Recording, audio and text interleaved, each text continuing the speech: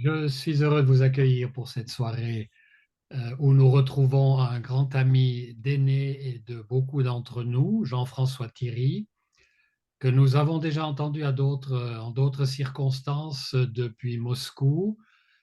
Jean-François est un Belge passionné par le russe et par la Russie et qui a vécu pendant 30 ans en Russie et nous avait parlé abondamment de ce pays qu'il aime énormément et qu'il a dû quitter, comme beaucoup d'autres étrangers.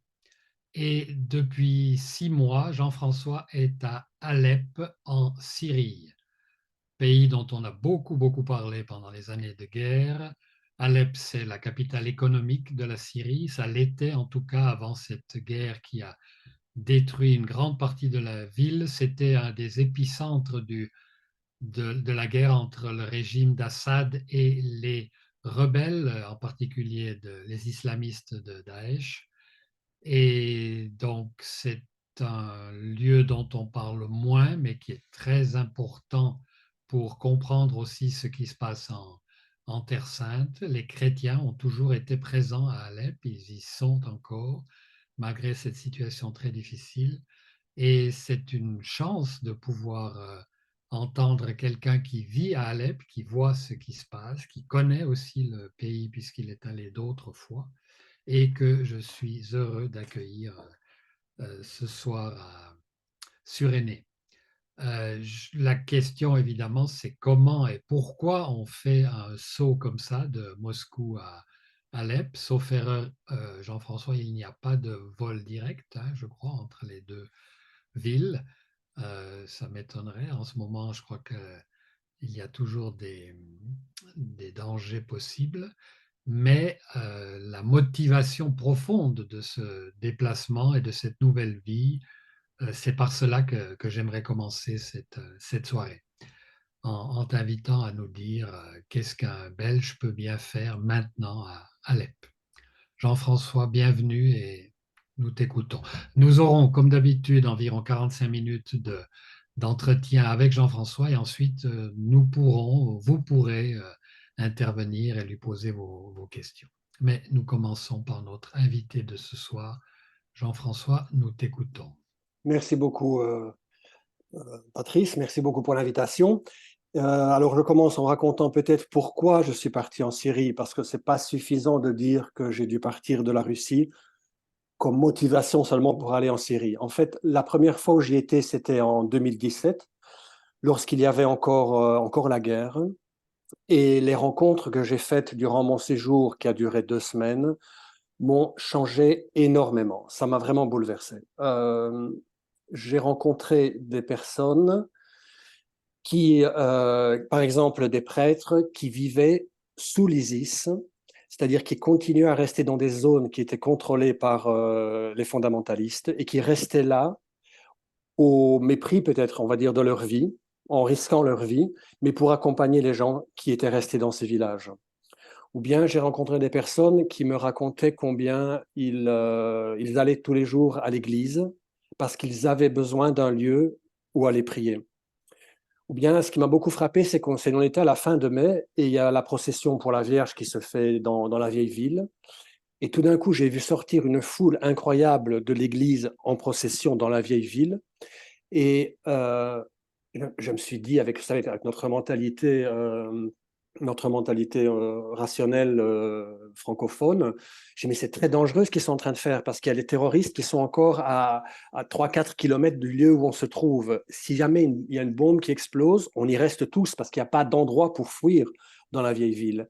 Et quand j'ai dit ça au prêtre, lui, il m'a dit, mais nous n'avons pas le droit de taire notre foi. Voilà, ça m'a énormément frappé, que pour ces personnes-là, pour les chrétiens que j'ai rencontrés en Syrie, la foi était plus importante que la vie. Ils pouvaient perdre la vie, mais s'ils perdaient leur foi, ils perdaient aussi la raison de vivre. Et ça m'a énormément changé. Quand je suis rentré en Russie après ça, je me suis dit, si je peux faire un jour quelque chose pour les chrétiens en Syrie, je veux vraiment leur rendre, les remercier pour ce qu'ils m'ont donné à moi comme certitude. Donc ça, c'était la raison pour laquelle je me suis toujours dit, si un jour je peux aller en Syrie, je voudrais y aller. Et ce que je fais là, alors pour ça, je vous ai préparé une petite présentation parce que je me suis dit que c'était un peu plus simple Quelques images, oui. avec quelques images, voilà, pour que vous compreniez un petit peu mieux. Euh, donc moi, je suis à Alep. Alors ça ici, c'est la Syrie. Donc tout ce qui est colorié, c'est la Syrie. La première chose que je voudrais, c'est Damas. On a ici Damas. Il faut comprendre une chose. Ici, je pense que vous voyez mon curseur, c'est le Jourdain qui coule, hein, avec, je pense, le lac de Tibériade ici. Donc, on est vraiment dans ce qu'on appelle la Terre sainte. C'est vraiment, c'est les endroits où Jésus a marché. Quand on lit dans l'Évangile que Saint Paul s'est converti sur le chemin de Damas, c'est Damas, c'est Damascie, c'est la capitale de la Syrie d'aujourd'hui.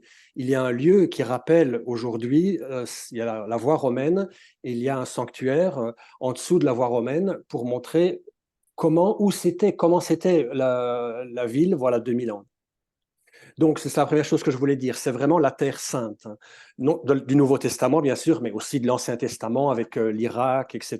Bon, c'est toutes les régions d'Abraham qui se trouvent. On est là en plein milieu de cette histoire. Alors, comme ville importante, il y a Damas, il y a Homs qui est ici, et moi, je suis ici à Alep, donc tout à fait dans le nord.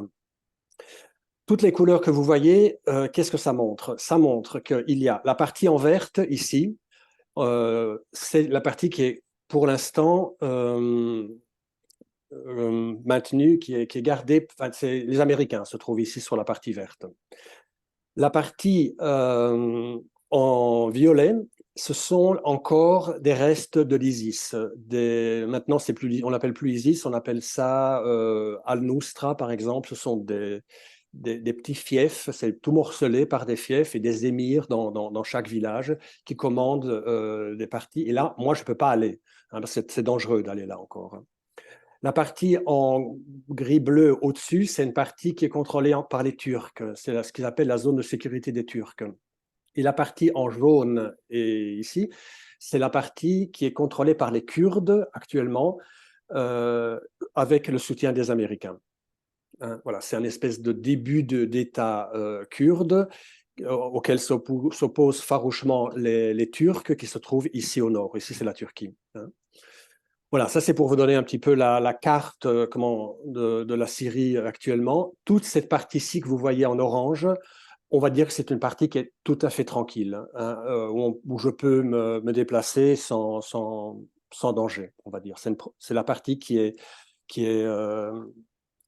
gardée par l'État, par Assad. Et pour se rendre à Alep, donc on arrive à Damas et on monte à Alep, c'est ça. Voilà, donc moi, j'ai un vol direct entre Moscou et Damas. Il y a très peu de vols directs entre la Syrie et les autres pays, mais avec Moscou, il y a un vol direct. Donc, c'est assez facile de voyager. C'est 5 heures de vol, mais on y arrive assez facilement. On atterrit à Damas. S'il y a des problèmes, parce on entend souvent qu'il y a eu des bombardements qui ont été faits en Syrie, c'est des bombardements qui sont faits officiellement, hein, c'est déclaré par Israël, qui envoie des missiles ils disent eux, pour empêcher l'entrée des forces iraniennes qui arrivent donc de l'Est pour aller soutenir le Hezbollah au Liban et donc ils sont un danger pour Israël. Israël pense que l'Iran est un danger pour Israël et donc il bombarde les bases iraniennes qui se trouvent un peu partout, ou les avant-postes qui se trouvent en Syrie. Donc parfois Israël bombarde l'aéroport de Damas pour empêcher des avions de l'Iran d'arriver. Lorsqu'il y a un problème à l'aéroport de Damas, alors on arrive ici à Latakia. Ici à Latakia, il y a une autre ville il y a un aéroport aussi qui est gardé par les forces russes. Et là, Israël ne peut pas se permettre d'attaquer l'aéroport de Latakia. Donc, si jamais on ne peut pas arriver à Damas, on arrive à Latakia. Voilà, c'est assez bien fait. Il y a un aéroport à Alep aussi, mais il est utilisé pour des vols pas utiles pour moi, on va dire. Voilà, ça c'est la carte. J'espère que c'est plus ou moins clair, Patrice. Oui, c'est tout à fait clair. Alors maintenant, Alors, oui, qu'est-ce qui est, voilà, c'est ce que j'allais demander, qu'est-ce qu'on voit à Alep? voilà, c'est ça qu'on voit à Alep. Alep est une ville très étrange. euh, vraiment, on y trouve des quartiers totalement détruits, comme ce quartier-ci. Ce sont des quartiers où vivait la population musulmane sunnite qui s'est rebellée à Assad. Et ces quartiers donc, ont été pris au début par les rebelles et puis ont été bombardés, ont été complètement détruits. Euh, et c'est vraiment des quartiers comme ça qui ont été rasés au sol. Comme par exemple aussi le souk, le marché d'Alep, qui était un marché qui remontait au temps ottoman. Un magnifique marché, c'est tout à fait détruit. Et donc, c'est par quartier que la ville est détruite. Les quartiers sunnites, on va dire. Je simplifie un petit peu, mais en général, c'est les quartiers sunnites qui ont été complètement détruits. Les quartiers chrétiens, eux, ont été sauvegardés. Vraiment, il y a eu bien sûr aussi des bombardements, mais les maisons sont entières, les gens continuent à vivre là, même lorsqu'il y avait la guerre qui faisait rage. Donc ça, c'est la guerre qui a commencé en 2012. Et après la guerre, il y a eu le tremblement de terre. Le tremblement de terre qui a eu lieu, voilà exactement un an, le 6 février 2023. Et là, c'est tout à fait autre chose. Ce sont des bâtiments partout dans la ville qui se sont écroulés. Donc, vraiment, vous voyez ici, la maison de gauche, elle est restée tout à fait entière, et la maison de droite, elle s'est simplement écroulée. Ça, c'est vraiment comme dans l'Évangile, vous ne savez ni le jour ni l'heure, et on ne sait pas qui a été pris, pourquoi ils ont été pris. C'est vraiment une grande question. Dans cet immeuble, par exemple, ici à gauche, il y avait l'évêque gréco-catholique, l'évêque Jean Bart, qui habitait. Et il est resté en vie.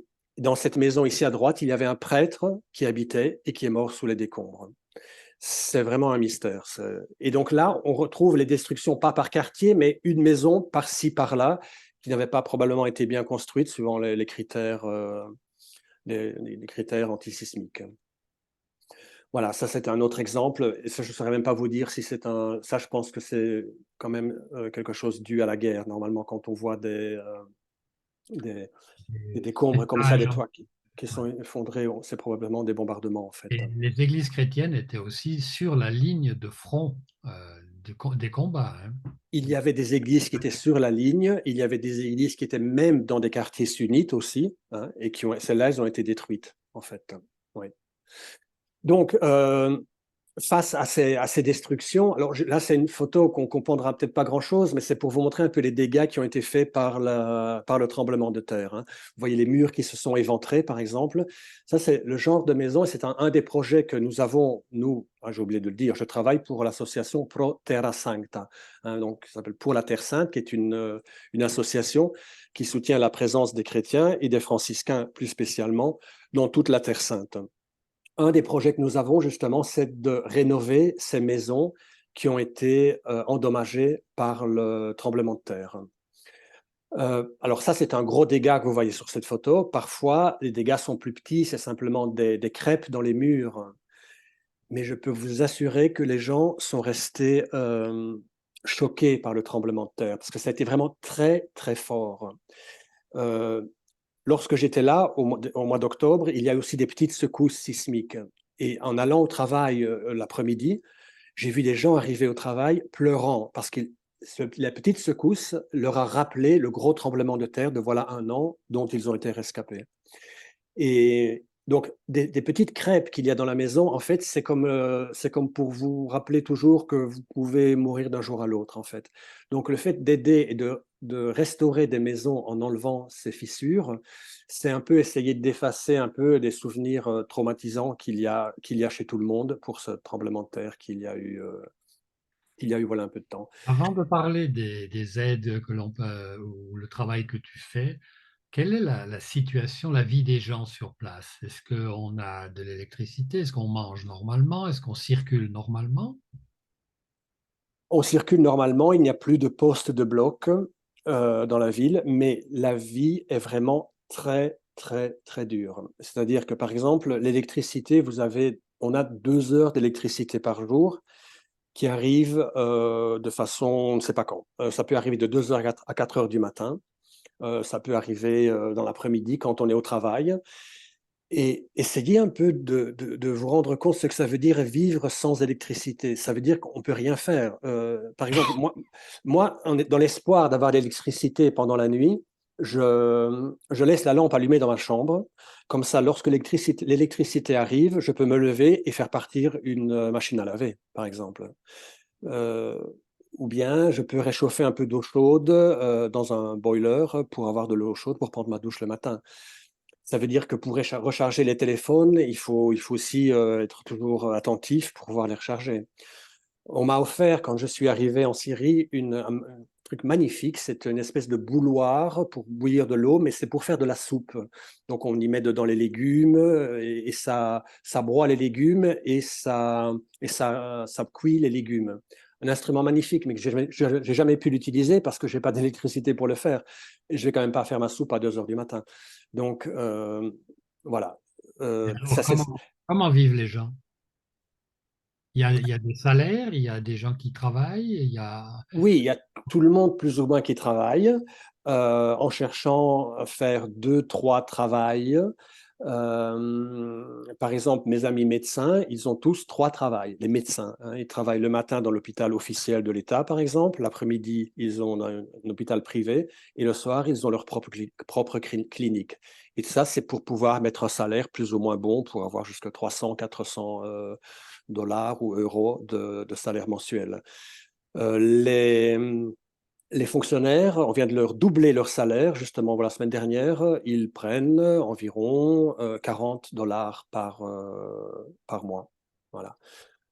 J'ai mon ami musulman qui a ouvert une cafétéria juste à côté de chez moi. Lui, il gagne plus ou moins 50 dollars par mois. C'est très, très difficile de vivre avec ça. Surtout que vous devez savoir que pour acheter parce qu'il fait froid. Alors, on ne s'imagine pas, mais il fait très froid l'hiver, en fait, à Alep, vraiment. Et donc, il y a des gens qui ont aussi des espèces de petits poêles à mazout dans leur maison. Mais pour acheter 1 litre de mazout, ça coûte 1 euro le litre de mazout. Et aussi, l'essence pour la voiture, c'est 1 euro. Donc, c'est vraiment très cher, en fait. Parce que si on revient à la carte qu'on a vue avant, Les les puits de importations. pétrole sont en fait tenus par les Kurdes, dans la zone des Kurdes et des Américains. Donc, il n'y a pas beaucoup de production de pétrole pour les Syriens eux-mêmes. On a tous entendu parler du savon d'Alep, des tissus d'Alep, mais tout ça existe encore ou bien Oui, oui, c'est... tout à fait, le savon d'Alep. Bah, je vais en parler un peu plus tard de ça peut-être, mais il y a une production encore qui se fait. Par exemple, il y a toute une zone industrielle à Alep qui fonctionne parce que eux, ils ont l'électricité toute la journée. Ils ont des lignes d'électricité spéciales justement pour la production, et là, ils ont l'électricité.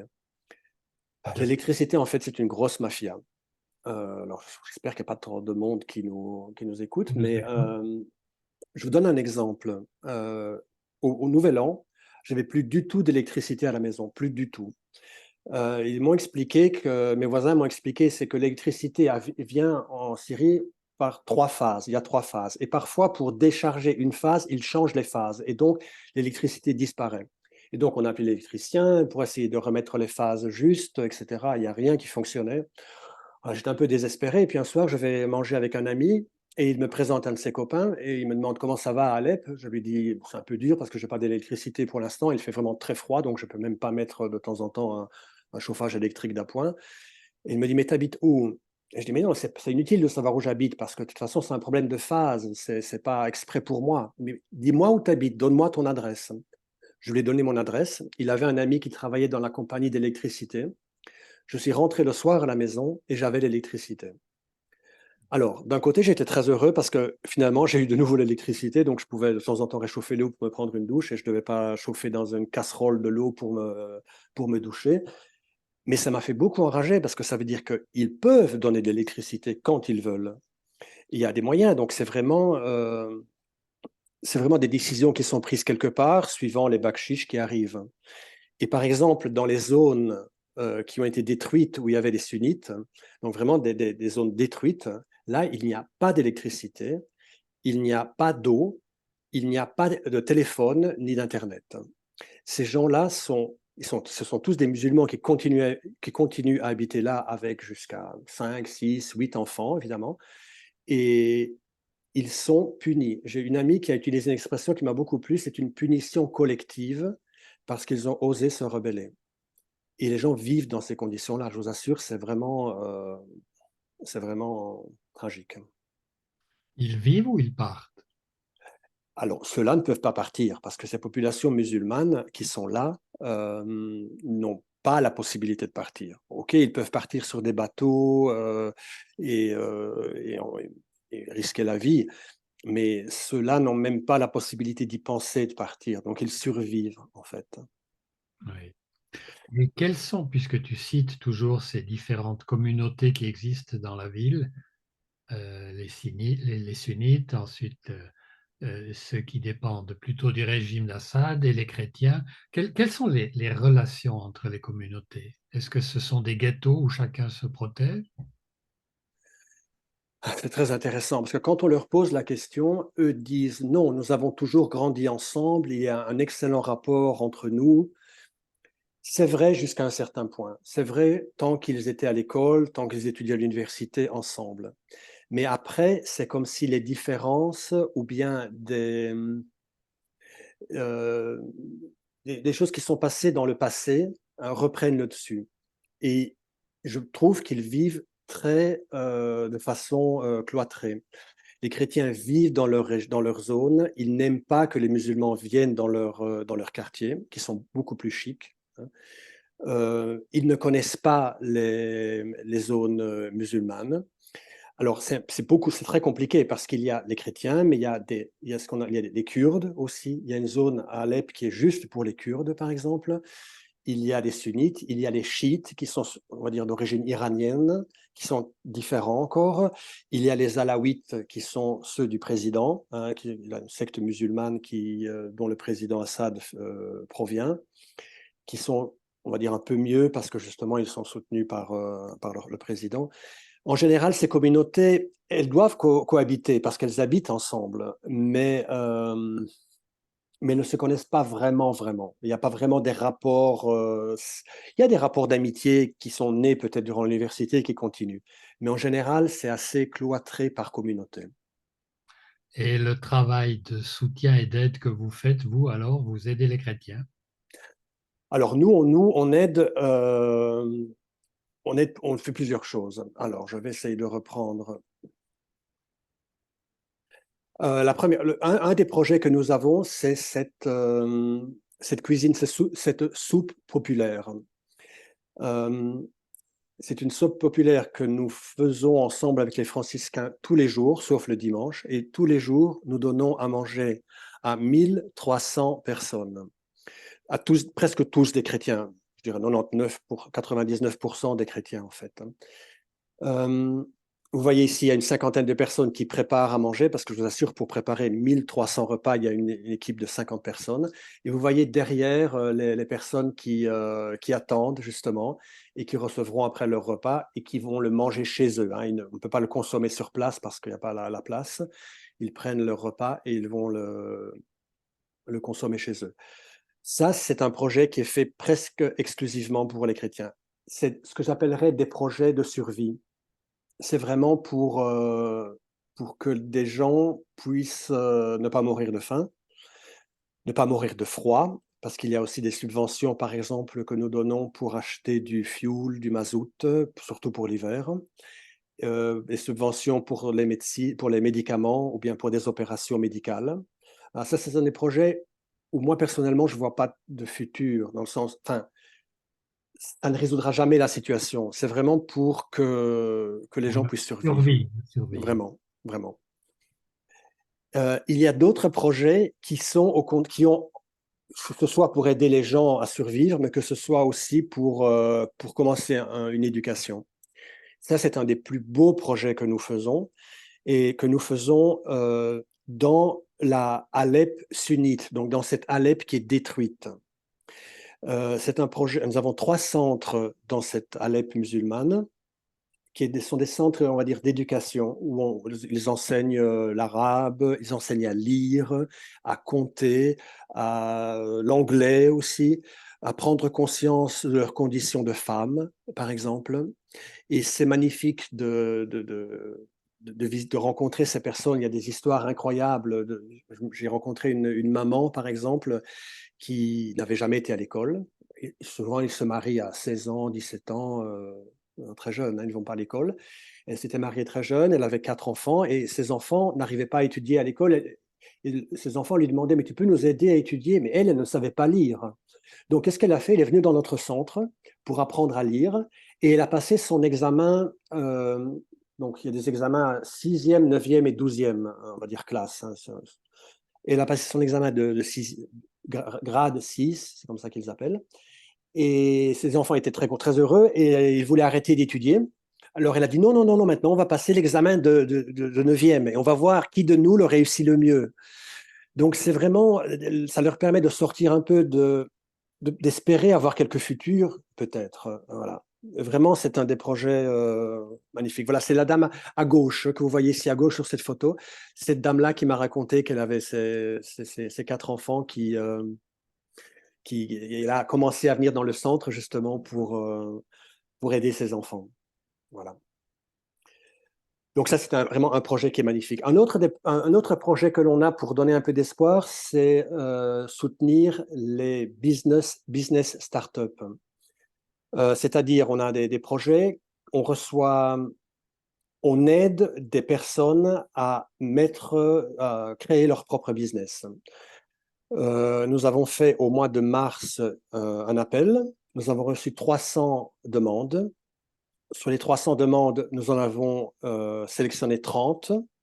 À 30 personnes, nous avons fait un cours d'économie, de marketing, de publicité, de gestion d'entreprise, de gestion du personnel, etc. Et 15 d'entre eux ont été choisis après pour recevoir une subvention qui allait de 3 000 $ à 6 000 à 7 000 $ par exemple. Voilà, à gauche, vous voyez, c'est Shafik. Il a une très belle histoire aussi parce qu'il s'est marié voilà 1 an et demi. Et quand il s'est marié, il cherchait des boîtes pour mettre les bonbons dedans pour offrir et ils n'ont pas trouvé ce qu'ils voulaient. Donc, ils les ont créés eux-mêmes. Et après, ils se sont rendus compte qu'il y avait un besoin de ce genre de boîte à Alep. Et donc, il a créé une société. Et voilà, ça, c'est le jour de l'ouverture de son petit magasin. C'est la même photo, hein, avec sa femme et son enfant. Voilà, j'espère qu'eux vont rester là, qu'ils vont avoir d'autres enfants, qu'ils vont pouvoir participer à la renaissance économique du pays. Voilà. Leur magasin s'appelle On se Détail. demande quelle clientèle ils ont quand tu décris une situation où les gens n'ont pas de quoi manger.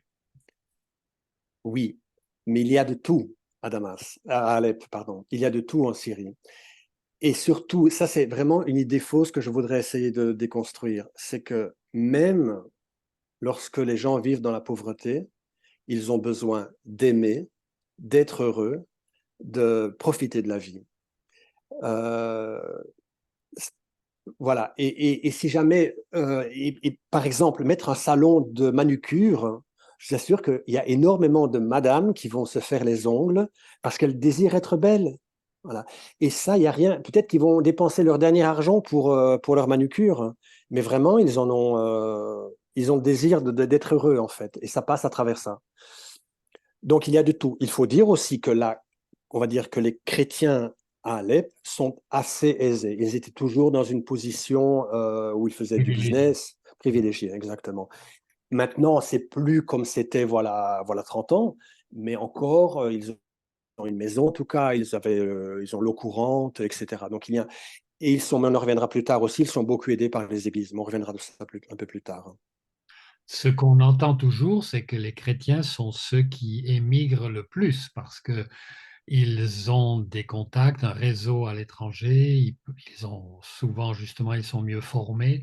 Est-ce que les chrétiens, si j'ose dire, ont un avenir à Alep ou est-ce qu'il n'y en aura plus? Alors, de toutes les chrétiens que j'ai rencontrés, peut-être il y en a 2, 3 qui ont décidé de rester là et qui veulent reconstruire leur pays et qui s'engagent pour le faire. Tous les autres ne pensent qu'à une chose, c'est partir.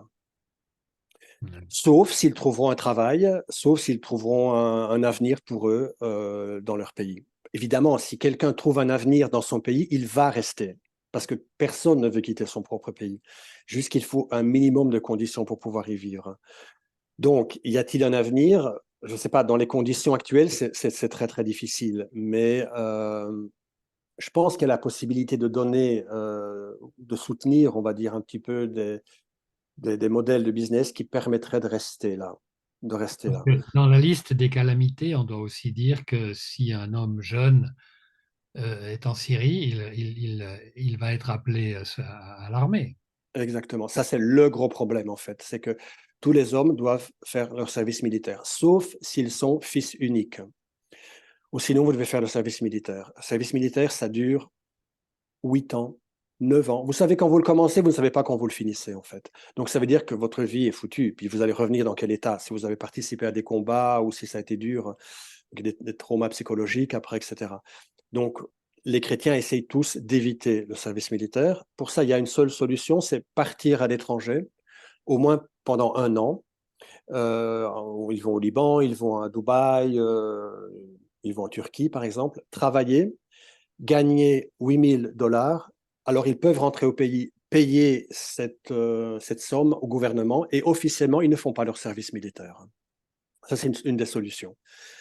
Nous, on n'a pas de projet pour soutenir ce genre de choses parce qu'on ne sait pas voilà, c'est pas notre but à nous.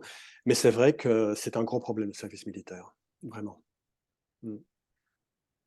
Tu as parlé de ces nombreuses églises, parce que c'est une des caractéristiques hein, de la Syrie et d'Alep, puisqu'il y a les maronites, il y a les chrétiens syriens, syriaques, enfin les gréco-catholiques, les grecs orthodoxes, il y a, oui, les arméniens. Donc, comment collaborent ces églises? C'est chacun pour soi? Euh, je peux terminer en racontant encore de quelques projets que nous faisons et puis je reviens à ta question. Tout à fait, bien sûr. Merci. Voilà, je voulais, parce que c'est un très très beau projet que nous faisons ici maintenant. Nous avons ouvert une académie sportive de football, en fait. Il y a 2 terrains de football comme celui que vous voyez derrière. Nous avons fait ça ensemble avec l'équipe du Milan, le Milan AC. C'était au début prévu pour une centaine de jeunes. Il y a eu 270 inscrits et on a décidé de les prendre tous. Ils viennent une fois par semaine faire du sport et c'est trop beau de voir la joie avec laquelle ils viennent s'entraîner. J'ai passé quelque temps avec un des papas qui me disait, mon fils est enthousiaste de cette académie de football et il dit, papa, je joue pour le Milan. Tu te rends compte, je joue pour le Milan. Alors, on espère qu'il y a quelqu'un du Milan qui va venir au printemps pour les voir. En tout cas, je ne sais pas s'il y a quelqu'un qui pourra faire carrière dans le football, mais en tout cas, c'est déjà un lieu où vraiment les jeunes sont heureux d'être là. Je pense qu'il faut les aider à trouver un endroit où ils peuvent s'épanouir, en fait, hein. Et Ouais. cette académie de football-là, pour moi, est magnifique. Et l'entraîneur qui est celui-ci, ici derrière, un petit peu gros, euh, il était un, il était un défenseur de l'équipe nationale de Syrie. Et j'étais beaucoup frappé parce que la façon dont il donne les entraînements, c'est pas seulement pour avoir des qualités techniques, mais c'est avant tout une éducation, en fait. Il expliquait aux jeunes que s'ils n'allaient pas écouter, s'ils n'allaient pas suivre les recommandations, ils n'apprendraient rien. C'est avant tout une éducation humaine, Ouais. outre à être une éducation de football, enfin de sportive, on va dire. Alors, c'est trop beau de les voir, ils ont une énergie incroyable, en fait. Voilà. Alors, justement, tu me posais la question sur les églises. Il y a énormément d'églises. Il y a les Chaldéens, il y a les Arméniens, et chaque fois, il y a les catholiques et les orthodoxes. Il y a les gréco-catholiques, sous les patriarches d'Antioche, etc. Euh, c'est une bonne question. On a essayé de temps en temps de voir si on pouvait faire une banque de données des chrétiens, des personnes à aider ensemble, mais c'est impossible à faire. C'est pas toujours facile de les faire collaborer entre eux, euh, parce qu'il y a quand même le risque que toute cette aide humanitaire qui arrive soit utilisée par des églises pour amener à soi des fidèles. C'est un risque que moi je vois. Pour convertir des musulmans, non? Non, non, non, non, non. Pour, on va dire, pour attirer les orthodoxes chez les franciscains, ou bien pour attirer les syriaques autre part.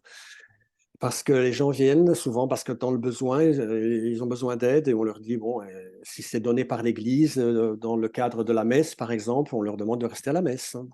Donc, c'est pas toujours non plus facile. Il y a un risque quand même. Il y a assez bien de chacun pour soi, on va dire. Ouais. Mais les églises font énormément, justement. Là, elles font vraiment, vraiment beaucoup. Il y a beaucoup d'organisations. Il y a la Caritas, il y a l'Aide à l'Église en détresse, il y a SOS Chrétien d'Orient. Et chaque église a sa partie qui s'occupe de la charité, justement. Je pense qu'on ne pourra absolument pas dire que les églises restent les bras croisés. La photo que vous voyez ici, c'est un prêtre orthodoxe qui se trouve pas tout à fait à Alep, mais dans la vallée des chrétiens. Et il est orthodoxe, j'ai été le visiter, il est incroyable ce prêtre, il a créé une maison, un asile pour personnes âgées, il a créé un gardiennage pour les tout-petits, il a fait une ferme pour donner à manger aux personnes, il fait énormément et j'étais très frappé parce que moi, venant de Russie, je lui ai demandé mais est-ce que je peux faire la communion dans l'église orthodoxe et il m'a répondu mais ici, il n'y a pas d'église catholique, bien sûr, que vous pouvez faire la communion. Donc, il y a quand même une certaine solidarité entre les chrétiens dans le sens liturgique, où on peut prendre la communion là où on est, en fait. Et pour parler du courage des églises, je voulais dire encore une autre chose. Quand je vous ai montré la zone là près de Idlib en violet, qui est sous les fondamentalistes de Al-Nusra, de l'ISIS, là, il y a encore une paroisse chrétienne. Les pères franciscains sont restés là. Ils ont bien sûr dû enlever les croix des églises, ils ont dû enlever leur habit quand ils sont dans la rue, etc. Mais ils sont restés là avec les chrétiens, ils n'ont pas voulu les abandonner. Et les chrétiens leur disent toujours, si nous on est ici, c'est parce que vous êtes là le jour où vous partirez, nous aussi on partira de ce village. Et ce sera à nouveau un village où il n'y aura plus de présence chrétienne. C'est difficile, mais c'est magnifique le fait qu'ils soient restés là en fait. Est-ce que tu peux, avant qu'on passe à autre chose, essayer de nous dire de quoi est faite ta journée? Parce que, évidemment, tu parles arabe couramment, donc tu peux parler avec tout le monde, tu peux aider tout le monde. Comment est-ce que tu travailles après 6 mois? Alors, ma journée est faite comme ça. J'essaye de me lever à 7h moins le quart. J'essaye d'aller à la messe tous les jours à 7h30 chez les franciscains. Ensuite, je prends un petit déjeuner et j'ai un cours d'arabe parce que je ne parle pas du tout bien l'arabe. Je l'étudie et c'est vraiment c'est compliqué parce qu'en plus, il faut étudier deux arabes. Il faut étudier l'arabe littéraire dont qu'on parle à la télévision et qu'on lit sur les livres. Et il y a le dialecte arabe que les gens parlent dans la rue. Et c'est quand même assez différent. Donc, je dois étudier deux langues en fait en même temps. Donc, c'est pas tout à fait facile. Ensuite, je commence mon travail qui est d'aller visiter d'autres organisations, de vérifier des projets, aller visiter des projets, voir comment ça va, voir les problèmes qu'il y a, etc. Je fais une pause à midi où je mange shawarma, comment est-ce qu'on appelle ça, les sandwichs qui sont excellents. C'est toujours un peu gras, bien sûr, mais ça fait du bien. Et voilà, dans l'après-midi, une fois que j'ai terminé mon travail, je rentre à la maison, je vais saluer quelques amis peut-être. Je ne me fais pas manger à la maison parce que j'ai pas assez d'électricité pour ça et pas assez de patience, donc souvent je vais manger dans un bistrot. Voilà, ma vie jusqu'en décembre a été assez difficile, assez solitaire, parce qu'on me regardait un petit peu comme la personne qui était arrivée pour soutenir des projets, et donc je sentais un regard pas tout à fait libre sur moi-même. On attendait quelque chose de moi. Ça a beaucoup changé à partir de janvier, où j'ai beaucoup plus d'amis, et, beaucoup de rapports qui sont nés. C'est devenu beaucoup plus facile, même si la température était très froide, mais au contraire, il y a toute une humanité plus chaleureuse qui s'est développée en fait. Parce que si on considère les dernières années, moi j'ai eu, oui, la chance d'aller aussi en 2017 à Alep. Et on entendait quasiment les mêmes choses, c'est-à-dire, oui, on a des petits projets, il faut aider les jeunes à rester, il faut évidemment nourrir ceux qui en ont besoin, il y a des écoles et tout ça, on fait un beau travail, et vraiment, il y a de l'espoir, on va vers le mieux quand même, on va pouvoir... Et on a l'impression que 6 ans après, on en est presque au même stade, voire pire. Alors comment rester, oui, comment Oui, voir cette situation, comment trouver un espoir finalement non, pour ce pays? ça c'est tout à fait vrai, parce que quand tu parles avec les gens, ils te disent, lorsqu'il y avait la guerre, on avait plus d'espoir, parce que la guerre devait se terminer. Et on pensait qu'après la guerre, tout irait bien et qu'on reviendrait à la situation de la Syrie florissante d'avant la guerre. Après la guerre, il y a eu le Covid. Après le Covid, il y a eu le tremblement de terre. Et maintenant, les gens vraiment n'en peuvent plus. Vraiment, ils sont désespérés. Et surtout, la situation, on va dire, macroéconomique du pays ne s'améliore absolument pas. Parce que, vu que c'est un pouvoir fort, j'utilise un euphémisme, euh, il y a beaucoup de corruption. Et donc, on ne voit pas comment la situation pourrait s'améliorer. Il n'y a pas de, il y a pas de, il n'y a pas de loi qui montre que ça ira mieux, en fait. Donc, les gens ne voient plus d'espérance maintenant. C'est vrai, les gens en ont vraiment marre et, et pensent que la seule solution, c'est de partir de là. Voilà. Moi, je ne pense pas que ce soit comme ça. Et j'ai des petites choses qui. C'est pour ça que j'ai voulu que dans le titre, nous ayons la parole entre reconstruction et espoir, en fait, parce que moi, je me suis rendu compte de cette chose-là. C'est que si notre espérance est dans le fait que la réalité change, que la société change, effectivement, il n'y a aucun espoir. On ne sait pas quand ça arrivera et ce qui se passera. Mais je vois aussi que les gens ont avant tout besoin d'une présence, de quelqu'un qui soit là à côté d'eux. Et je vous assure que c'est pas du tout que quand les gens te voient et te disent, mais toi, tu es venu de Belgique, tu as quitté la Belgique pour être avec nous ici, pour vivre avec nous. Le seul fait d'être avec eux, hein, donc d'être une présence, en fait, c'est quelque chose qui fait renaître l'espoir. Hein. C'est la solitude qui tue, en fait. Et quand tu es avec quelqu'un, tu commences à cheminer, en fait. Ça, c'est la première chose que je voulais dire, parce que quand un des premiers jours où je suis arrivé là-bas à Dalep et j'étais dans la soupe populaire, j'étais à la soupe populaire, je suis arrivé dans l'entrée et directement j'ai des personnes qui sont venues à ma rencontre. Ah, vous êtes arrivé, vous êtes venu pour nous aider. Et directement, ça a été très vite dans ma tête, mais je me suis dit, mais non, aider, je ne pourrai jamais les aider, c'est pas possible, il y a trop de misère. Et je leur ai répondu, non, je suis ici pour être avec vous, en fait. Je pense que c'est vraiment ça qu'on peut faire, parce que tu ne peux pas résoudre tous les problèmes de la Syrie.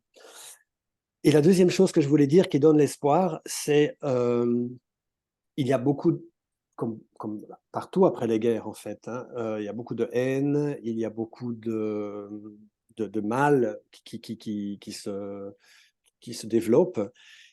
Et je pense vraiment qu'un geste de gratuité, un geste de charité, c'est ça qui peut rompre la chaîne de la violence et la chaîne du mal. Et ça, je le vois vraiment très, très, très, très souvent, en fait. Je vous donne un petit exemple, parce que je pense que c'est une chance aussi, que moi, le fait que moi, je suis belge, je ne suis pas du tout dans toute l'histoire de la Syrie qui Avec la France, avec oui, oui. oui, enfin, des gens qui se sont disputés de génération en génération, etc. Moi, j'arrive, pour moi, tout est égal. Et une histoire très, très belle, c'est que j'ai été visiter une école gardienne d'une sœur qui avait cette école gardienne. Alors, elle me raconte tout ce qu'elle fait et je lui demande, mais comment ça se passe dans votre quartier avec les musulmans? Parce qu'il y a beaucoup de musulmans dans votre quartier. Elle me dit, ah, c'est pas toujours facile. On a un voisin, par exemple, qui a appelé la police et on a eu des problèmes avec la police, etc. Ok, bon, je me rappelle de ça. 2 mois plus tard, j'ai un ami musulman qui a cette cafétéria près de chez moi et je suis devenu très très ami avec lui et il m'a invité chez son papa. Et je vais chez son papa et son papa qui voulait montrer qu'il avait étudié dans une école chrétienne auparavant, il me dit oui, vous savez non, nous sommes ouverts et par exemple notre fenêtre elle donne sur une école.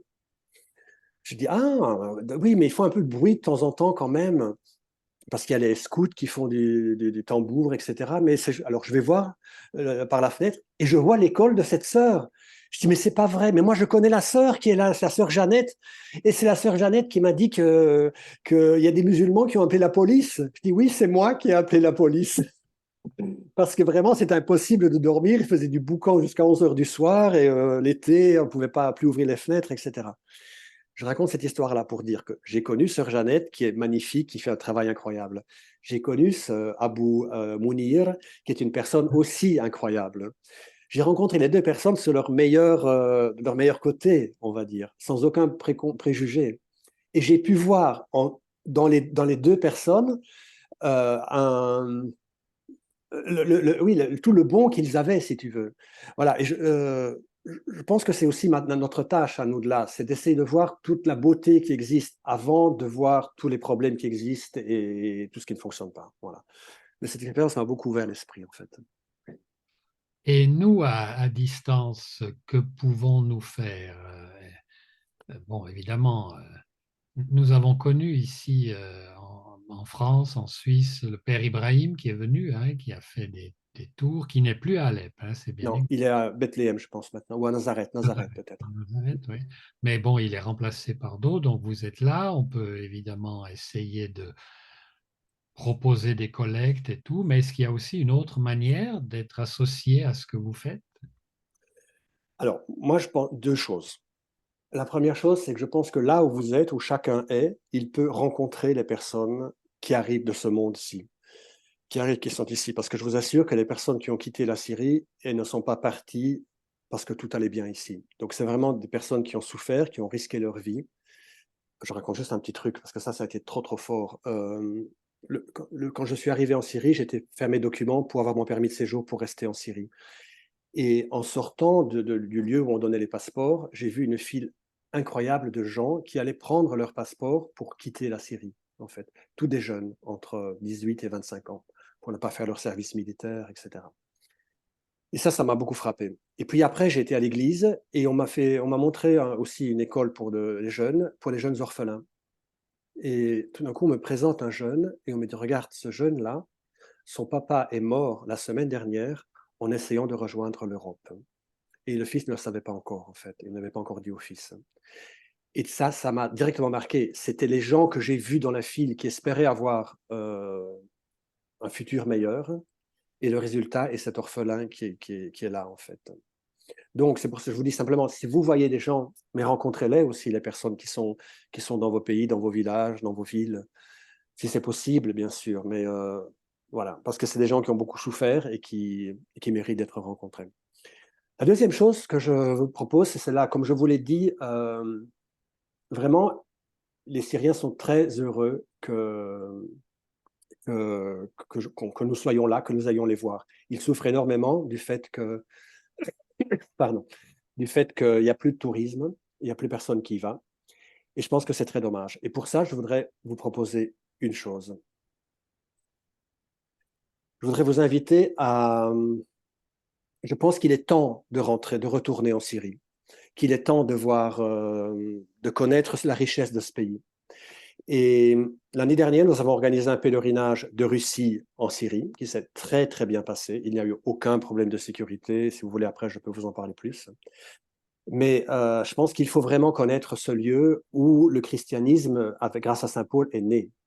Donc, la proposition que je voudrais faire aux amis de Aînés ou qui regarderont la vidéo après sur Facebook ou sur YouTube, c'est de participer à un pèlerinage, de venir voir le christianisme ici, la réalité en Syrie. Et j'ai mis des dates en octobre. L'idée, c'est de faire 7 jours sur place, plus 2 jours de voyage, parce qu'il faut passer à travers Beyrouth et puis après en bus de Beyrouth à Damas. Cette première photo, si vous voyez, c'est un bas-relief très, très ancien qui représente la visite des rois mages à la grotte de la Nativité. C'est incroyable, cette photo. Qu'est-ce qu'il y a à voir à Damas? Il y a à voir Damas, et à gauche, au-dessus, vous voyez la route romaine avec le sanctuaire qui est en dessous. À droite, vous voyez le sanctuaire de Sainte-Ananie. Sainte-Ananie, c'était le catéchiste de Saint Paul, celui qui lui a enseigné tout sur le christianisme. Il y a la maison de Sainte-Ananie qui est là à Damas. À gauche, en bas, vous voyez la mosquée omeyyade où se trouve la tête de Saint Jean le Baptiste. C'est une mosquée, mais il y a à l'intérieur une chapelle musulmane, bien sûr, mais avec la tête de Saint Jean. C'est le christianisme des débuts début des premiers siècles. Sedna, Yamaloula, Marmoussa, ce sont les Saint-Thècle, ce sont vraiment les premières communautés qui sont nées du voyage de Saint Paul. Voilà, tout ça, on peut voir, on peut toucher, parce que tout ça, ça existe. C'est là où il y a ce village qui parle encore l'arabe. Exactement. Maloula est un voyage qui parle encore araméen, où il parle encore araméen, c'est-à-dire la langue du Christ. Oui.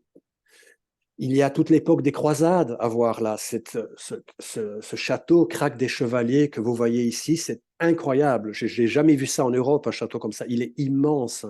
Il a été retravaillé par les croisés, justement, pour en faire une place d'armes. Et c'est magnifique à voir. Il y a les sœurs de Hazer. Si quelqu'un a été au meeting de Rimini cet été, vous avez vu le monastère. Il faut aller saluer les sœurs, absolument. Palmyre, alors Palmyre, c'est incroyable, la ville de Palmyre. Elle est un peu plus détruite que ce qu'on voit sur la photo parce que les terroristes ont Ils abîmé ont certaines fait choses. exploser certains temples. Oui, mais on voit encore toute la structure de la ville. C'est la perle du désert qui a été construite par les Romains et qui est magnifique. Il y a Ougarit. Ougarit, c'est près de Latakia. C'est une civilisation qui est de 6 siècles avant le Christ. Je veux dire, la photo que vous voyez ici à gauche, c'est 6 siècles avant le Christ. C'est incroyable. Hama avec ses roues et ses aqueducs. Alep, où je me trouve avec la forteresse, la citadelle d'Alep, qui est incroyable, vraiment, qui surplombe la ville. Quelque chose de vraiment. Donc, moi, l'invitation que je vous fais, si vous êtes intéressé, c'est d'écrire à l'adresse que vous voyez ici, ene.culture@gmail.com, et on vous enverra les photos. Et j'espère vraiment qu'on pourra faire un groupe pour aller ensemble là-bas. Le pèlerinage coûtera environ, parce que je pense que c'est une des questions que vous allez me poser, il faut compter environ 1000, on va dire 1000 € pour le séjour là-bas pour 8 jours et encore 300-400 € de voyage jusqu'à entre Paris ou d'où vous êtes ou Bruxelles pour aller jusqu'à Beyrouth. Voilà. Voilà. Bien, bien, c'est... Ça, je pense que c'est vraiment quelque chose qu'on peut faire, qu'on doit faire, c'est aller soutenir les chrétiens qui sont là en leur rendant visite. C'est ce qu'il faut toujours faire en Terre Sainte, mais en Terre Sainte, maintenant, c'est un peu difficile. Je pense que c'est plus simple maintenant de venir en Syrie que d'aller en Terre Sainte actuellement. Et quand on nous dit que c'est un pays dangereux, Euh, je ne sais pas quoi dire parce que il y a eu des moments difficiles au mois d'octobre lorsqu'il y a eu des attentats contre des militaires, il y a eu certaines réponses, mais franchement, alors ce qui est très dangereux en Syrie, c'est traverser la route. Ça, c'est vrai. Oui, ça, c'est vrai. C'est très dangereux. Il faut être très, très attentif. Ce qui est de la sécurité, des attentats, etc., vraiment, il n'y a pas.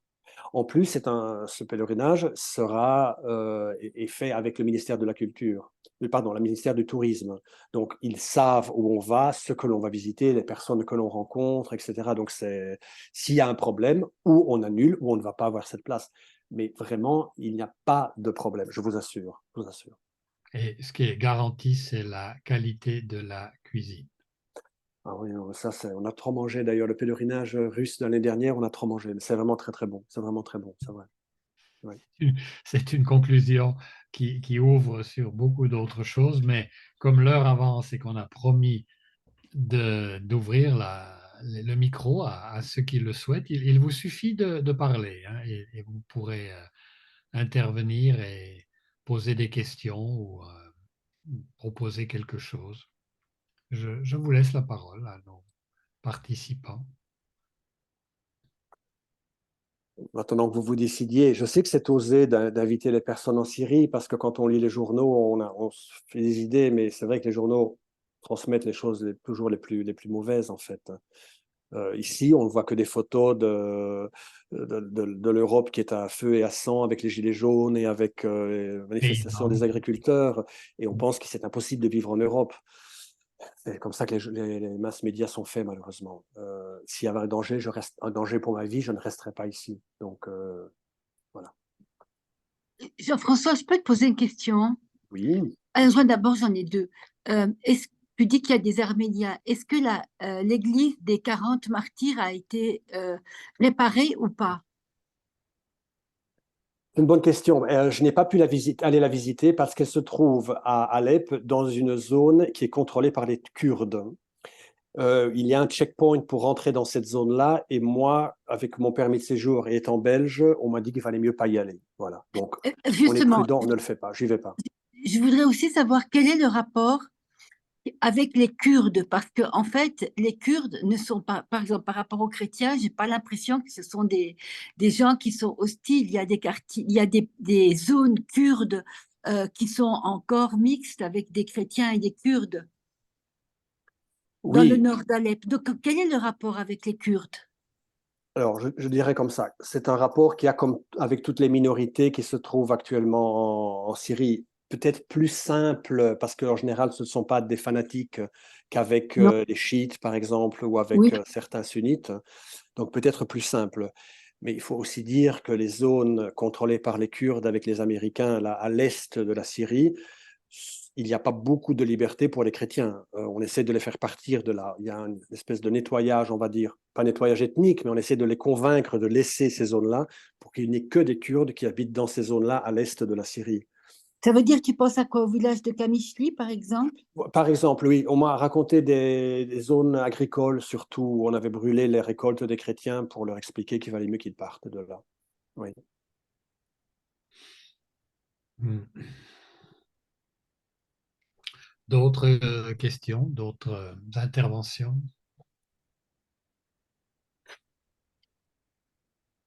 Tu parlais tout à l'heure du, du bar où tu vas manger là, avec les musulmans. Toi, tu es dans un quartier chrétien, tu es dans un quartier musulman. Déjà, comment là où tu habites, il y a ce café à côté?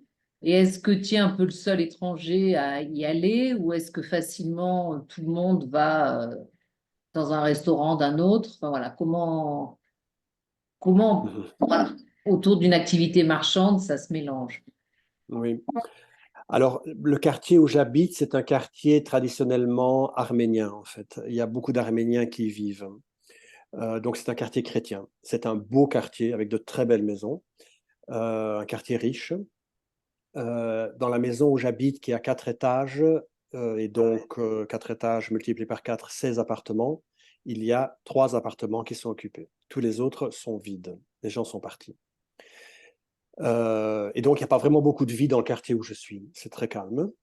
Et c'est très calme aussi dans ce bar. Alors, c'est pas tout à fait un bar comme on l'imagine chez nous, avec des tables pour s'asseoir. C'est un peu plus crado, c'est un peu différent. Pas vraiment un menu non plus comme chez nous. Et lui, il est musulman. En général, les chrétiens n'aiment pas que les musulmans viennent ouvrir leur magasin dans leur région, dans leur quartier. Mais là, ça se passe bien parce qu'il est très ouvert, donc ça se passe bien en fait. Euh, voilà, et les gens sont quand même heureux qu'il y ait une espèce qu'il y ait de l'activité qui renaisse en fait, en fin de compte, parce que vraiment, sinon c'est mort. Et je vois certains magasins dans notre rue qui sont en train de se réouvrir petit à petit. Il y en a un autre qui vient de réouvrir à Noël, et il y en a un autre maintenant qui va réouvrir dans quelques mois. Donc voilà, ça donne un peu d'espoir, comme le disait Fabrice, mais je sais pas, comme le disait Patrice, mais je ne sais pas si à long terme ce que ça va donner en fait, parce qu'il n'a vraiment pas beaucoup de gains, mon pauvre ami. Donc il faut voir si ça va tenir en fait. Ouais. Mais s'il y a autant d'appartements vides, de façon très pragmatique, moi je mettrais bien tous ceux qui n'ont pas de logement dans les logements qui sont construits et vides. Donc ça se fait pas. Voilà. Pourquoi? Euh, Ça ne se fait pas parce que les chrétiens ne donneront pas leur appartement à des musulmans.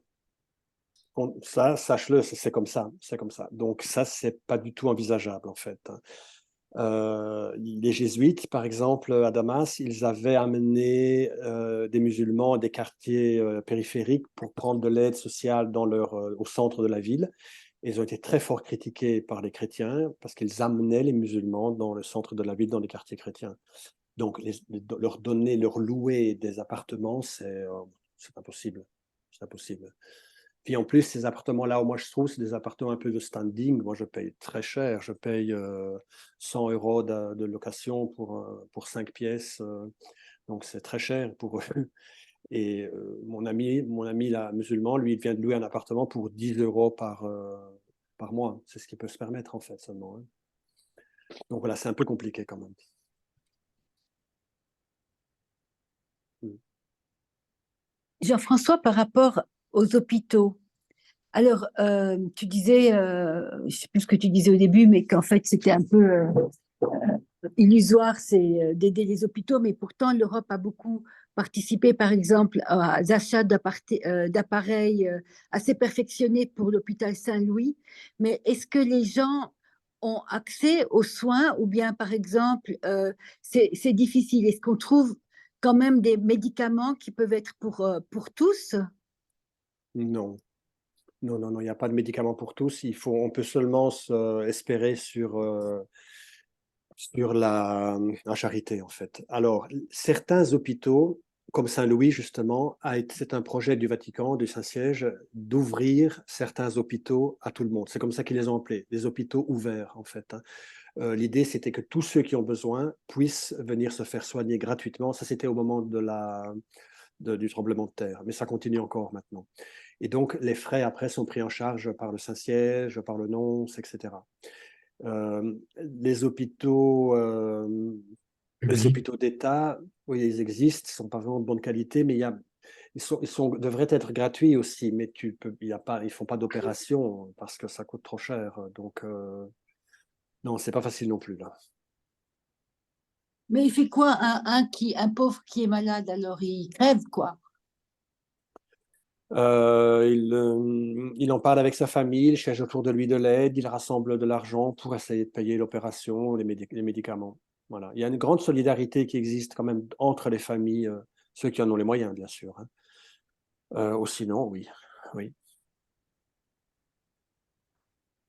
Oui. Jean-François, je voulais te poser une question par rapport à la relation avec l'étranger, parce que tous les aides, toutes les activités que tu nous as décrites, j'ai l'impression que ce soit une initiative d'organisation privée, de l'Église, Pro Terra Sancta, etc. Quelle est d'un côté la position et l'aide, s'il y en a, je pense surtout à l'Europe communautaire, à nos États, parce qu'ici, on a vraiment désormais de moins en moins d'infos sur la Syrie. C'est comme si c'était un problème passé, résolu, effacé. On a d'autres chats à fouetter. Et quelle est la relation, si tu as des informations, de la diaspora syrienne? Tous ces gens qui sont partis, est-ce qu'ils sont partis dans l'idée de pouvoir revenir un jour? Parce qu'ils sont partis en disant, il n'y a plus d'espoir, on s'en va définitivement. Je pense notamment aux chrétiens, évidemment.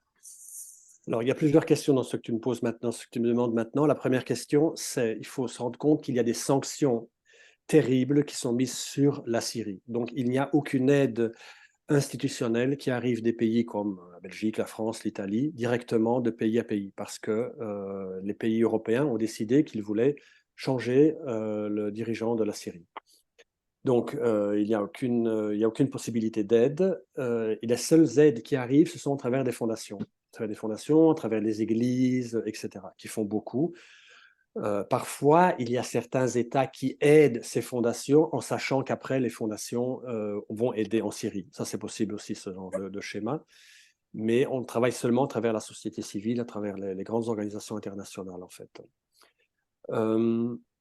L'effondrement du Liban n'a pas aidé du tout. Pas eu idée, parce de qu'il travail. faut se rendre compte que vraiment, donc, il n'y a aucun argent qui peut arriver en Syrie. On amène l'argent dans des valises, hein. Le système bancaire est autonome, c'est fermé. On peut faire un transfert en Syrie, ça n'existe pas, ça. Donc, autrefois, l'argent passait par le Liban. On allait le chercher au Liban ou bien on les transférait du Liban en Syrie. Maintenant, avec l'effondrement du système financier aussi au Liban, c'est presque impossible maintenant. Attendez, je voulais dire une chose sur ça, mais ah oui, non, les sanctions sont tellement fortes que, par exemple, moi aussi, qui suis pourtant belge, mais ma banque m'a bloqué mon compte parce que j'habitais en Syrie. Donc, c'est un étau qui se resserre très, très fort sur tout ce qui a à voir avec la Syrie. Donc, on a vraiment l'idée de laisser mourir là les gens. La communauté internationale a ça comme but, en fait. J'ai un peu souvent l'impression. Après, Mais c'est un peu une double peine, ça. C'est-à-dire les gens, en plus d'avoir souffert de la guerre, du Covid, du tremblement de terre, ils sont en plus frappés directement par les sanctions. Parce que je n'ai pas l'impression que ces sanctions soient efficaces contre les gouvernements. C'est les peuples qui en pâtissent. Évidemment. Évidemment, il faut dire, pour être juste, que lorsqu'il y a eu le tremblement de terre, ces sanctions ont été légèrement allégées. Et il y a eu la possibilité de faire arriver de l'argent, mais l'accord n'a pas été prolongé. Je pense que c'est déjà fini. Mais ça a duré pendant 6 mois ou un an, un petit peu, ces aides. La question de la diaspora qui est à l'étranger, alors, oui, bien sûr, certains voudraient revenir, mais une fois que tu es parti à l'étranger, tu as fondé une famille, les enfants ne parlent plus l'arabe peut-être, je pense que c'est très difficile. Par contre, ce que je vois, qu'ils rentrent, franchement, c'est difficile. Mais par contre, ce que je vois, c'est qu'il y a une grande solidarité, c'est-à-dire que les gens qui sont après dans des pays où ils sont mieux, cherchent d'aider leur famille, leur communauté, leur village, et ça, j'ai beaucoup d'exemples de cela. Et ça, c'est déjà bien aussi, parce que ça montre cette solidarité qui continue à exister. Ou alors, ils aident en essayant de faire venir leur famille à l'étranger aussi. Ça, si ça existe. Mais en général, ils essayent de soutenir les familles qui sont restées là. Oui, ça sûrement. Très bien. S'il n'y a plus d'intervention, on va arrêter là pour respecter les horaires qu'on se donne habituellement. Ouais. Mais aussi, oui, Je me promets juste je réponds à un message qui est arrivé. Il demande est-ce qu'on c'est possible de penser le pèlerinage du 21 octobre au 5 novembre durant les vacances scolaires en France de la Toussaint? Alors, oui, c'est possible. C'est possible jusqu'à novembre, il commence déjà à faire un peu plus froid, simplement. Il faut juste avoir ça en tête. Début octobre, il fait encore très bon. Début novembre, il commence à faire un peu plus froid. Donc ça, il faut le savoir. Et je rappelle, il n'y a pas d'électricité et il n'y a pas de chauffage, hein. Donc ça, je vous propose, si vous êtes intéressé de toute façon, je vous rappelle, écrivez à l'adresse que j'ai laissée. Comme ça, après, on en parle et on voit un peu ce qu'on peut faire, d'accord? Bon. Je voulais remettre Et où l'adresse. est-ce qu'on loge dans ce pèlerinage? Alors, nous, on a logé, lorsqu'on y était avec les Russes, on a logé 2 jours dans un monastère à Damas. Mais on était beaucoup, donc c'était un peu compliqué. Et après, on a logé dans des hôtels. Dans les hôtels, ça coûte un peu plus cher, mais le budget est prévu pour loger dans des hôtels. Il y a la possibilité de loger aussi dans des monastères. C'est très beau aussi comme expérience, en fait, un peu plus simple. Mais voilà, donc ça, on en discutera après, on prendra une décision, mais normalement, ce sont des hôtels quand même. Essayez donc les systèmes hôteliers, ça existe encore. Tout à fait. Bien Tout à fait. sûr. Ils sont vides, mais ils existent. je vois un message de Maria Teresa qui demande si elle peut parler. Bien sûr qu'elle peut parler. Maria Teresa? Non, en fait, c'est Marie-Michel qui est avec Maria Teresa sur l'ordinateur de Maria Teresa. Je voulais qu'on profite de cette occasion pour annoncer qu'il y aura un aîné dans une semaine qui va un peu prolonger des problèmes qu'on a soulevés ce soir, le dialogue entre les chrétiens et les musulmans, avec Jean-François Bourg. Donc, je voulais profiter de l'occasion pour le dire à tout le monde. Merci. Tout à fait ce qu'il faut faire. Et en se réjouissant de vous retrouver. Je crois qu'il faut aussi de notre part remercier Jean-François qui, à grande distance, réussit encore à être aussi présent et actif sur Aîné. Ce qu'il nous a dit ce soir, c'est que le simple fait de s'intéresser à ces gens, de penser à eux alors que plus personne ne pense à la Syrie, c'est déjà quelque chose. C'est déjà une attention à la personne, à ceux qui sont dans cette situation dramatique. Et c'est quand même une histoire d'amitié qui continue à travers Jean-François. On a connu le père Ibrahim, il y a des histoires communes avec la Pro Terra Sancta, et donc je pense que c'est une belle soirée. Moi, je remercie, vous aussi, merci à Jean-François, à qui on doit aussi souhaiter beaucoup de bonheur, puisqu'il paraît que hier, il fêtait son anniversaire et qu'apparemment, Fondamental. les années ne lui font aucun souci. Il est toujours aussi jeune et beau. Et donc, on est heureux de l'entendre et de le retrouver. Merci à Jean-François. Je dis juste une chose pour terminer, pour continuer ce que Marie-Michel disait maintenant. Si vous voulez être à jour sur les annonces de Aîné, justement, le plus simple, parce qu'il y a parfois des problèmes d'email, c'est de vous inscrire au canal WhatsApp. Donc, quand vous ouvrez votre WhatsApp, vous avez discussion et la colonne d'après, c'est Actu. Vous allez sur Actu, vous tapez Aîné, E-N-E-E, et vous vous abonnez à Aîné. Et là, vous avez directement, ce sera plus simple pour vous après pour suivre les prochaines rencontres. Voilà. Pour être au courant du programme, oui. Voilà. Bien, alors merci à tout le monde et bonne soirée. Merci beaucoup. Merci. Laurent, Bonne soirée, merci. Bonne soirée.